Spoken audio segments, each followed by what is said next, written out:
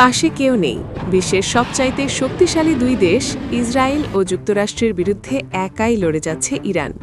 পাল্টা জবাবও দিচ্ছে শক্তভাবেই। তবে এই সংঘাতে চমক দেখাচ্ছে ইরানের তৈরি সুইসাইড শাহেদ ড্রোন। বদলে দিচ্ছে যুদ্ধের হিসাব নিকাশ। যুক্তরাষ্ট্রে হামলার পর থেকে প্রতিশোধের আগুনে জ্বলে উঠেছে তেহরান। পাল্টা জবাবে নাস্তানাবুদ করছে মার্কিন বাহিনী ও ইসরায়েলকে। তবে এই যুদ্ধে সবচেয়ে বেশি চোখে পড়ছে মধ্যপ্রাচ্যের বিভিন্ন মার্কিন ঘাঁটি স্থাপনাতে ইরানের শাহেদ কামিকাজে ড্রোন হামলা। মার্কিন বাহিনীর বিলিয়ন ডলারের পেট্রিয়ট আকাশ প্রতিরক্ষা ব্যবস্থাকে ফাঁকি দিয়ে নির্ভুল আঘাত হানছে ড্রোনগুলো। ইরানের হামলায় গুড়িয়ে গেছে বাহরাইনে অবস্থিত মার্কিন নৌবাহিনীর অত্যন্ত গুরুত্বপূর্ণ পঞ্চম নৌবহরের সার্ভিস সেন্টার। প্রথমে ড্রোনের সাহায্যে ধ্বংস করে দেওয়া হয় এর প্রতিরক্ষা ব্যবস্থা। এরপর একের পর এক ক্ষেপণাস্ত্র ও ড্রোন হামলায় গুড়িয়ে দেওয়া হয় পুরো ঘাঁটি। মার্কিন বাহিনী নিয়ন্ত্রণাধীন ইরাকের এরবিল ইন্টারন্যাশনাল এয়ারপোর্টে এবং উত্তরের মার্কিন ঘাঁটিতেও হামলা চালিয়েছে তেহরান। এছাড়া কুয়েতের ক্যাম্প আরিফজান ঘাঁটি এবং আলী আল সলিম এয়ারবেজেও ধ্বংসাত্মক ড্রোন ও ক্ষেপণাস্ত্র হামলা চালায় ইরান। এই হামলায় ক্যাম্প আরজানে ৩ জন মার্কিন সেনা নিহত এবং ৫ জন আহত হয়েছে। ধ্বংস হয়েছে স্যাটেলাইট কমিউনিকেশন ব্যবস্থা। এদিকে কাতারের আল উদেইদ বিমান ঘাঁটিতে ভয়াবহ হামলা চালিয়েছে ইরান। একইভাবে সৌদি আরব, আরব আমিরাত, ওমান ও জর্ডানের মার্কিন ঘাঁটি, বিমানবন্দর ও পোর্টগুলোতেও ভয়াবহ হামলা চালিয়েছে ইরান।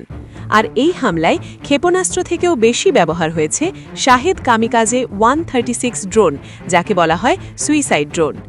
এটি মূলত একটি ওয়ান ওয়ে অ্যাটাক ড্রোন, অর্থাৎ হামলা করতে গিয়ে আর ফিরে আসে না। এই ড্রোনের মডেলটি এমনভাবে ডিজাইন করা হয়েছে যে এটি নিজেই একটি বিস্ফোরণ। লক্ষ্যবস্তুতে আঘাত হেনে নিজেই বিস্ফোরিত হয়ে যায়, যার কারণে একে বলা হয় সুইসাইড ড্রোন। এটি লয়টারিং মিউনিশনের একটি সুস্পষ্ট অপারেশনাল ধাপ অনুসরণ করে। প্রথমে এটিকে একটি টিউব লঞ্চার যানবাহন সংযুক্ত প্ল্যাটফর্ম অথবা গ্রাউন্ড কন্ট্রোল স্টেশন থেকে উৎক্ষেপণ করা হয়। কিছু উন্নত ভার্সন আবার বড় ড্রোন থেকেও ছোড়া হয়। উৎক্ষেপণের পর ড্রোনটি লয়টার পর্যায়ে প্রবেশ করে, অর্থাৎ এটি নির্ধারিত এলাকার উপর চক্কর দিতে থাকে এবং অপারেটরদের কাছে রিয়েল টাইম ভিডিও পাঠায়। এর মাধ্যমে কমান্ডাররা আঘাত হানার আগে লক্ষ্যবস্তু নিশ্চিত করতে পারেন। ছোট আকার এবং অনেক নিচ দিয়ে উঠতে সক্ষম বলে এর রাডার সিগনেচারও কম, ফলে কামিকাজে ড্রোন পরিচালিত আকাশ প্রতিরক্ষা ব্যবস্থা এড়িয়ে যেতে সক্ষম হয়। এদের উড্ডয়ন পথ থাকে অনিশ্চিত। পাশাপাশি ঝাঁকে ঝাঁকে হামলা চালানোর সক্ষমতা এদেরকে প্রতিরোধ বা ভূপাতিত করাকে আরও কঠিন করে তোলে। এটি একটি ডেল্টা উইং এয়ারফ্রেম ব্যবহার করে, যার পেছনে থাকে পুশার প্রোপেলার। এর ওজন আনুমানিক ৩০ থেকে ৫০ কেজি, তবে আরও উন্নত ড্রোনগুলো ২০০ থেকে ২৫০ কেজিও হয়ে থাকে। এটি ঘণ্টায় ১৮৫ থেকে ২০০ কিলোমিটার গতিতে চলতে পারে। আনুমানিক পাল্লা ২৫০০ কিলোমিটার পর্যন্ত, যা এটিকে শত্রু সীমার গভীরে থাকা লক্ষ্যবস্তুতে আঘাত হানতে সক্ষম করে তোলে। এদিকে ছোট সুইসাইড ড্রোন দিয়েই কুপকাত হচ্ছে মার্কিন বাহিনী।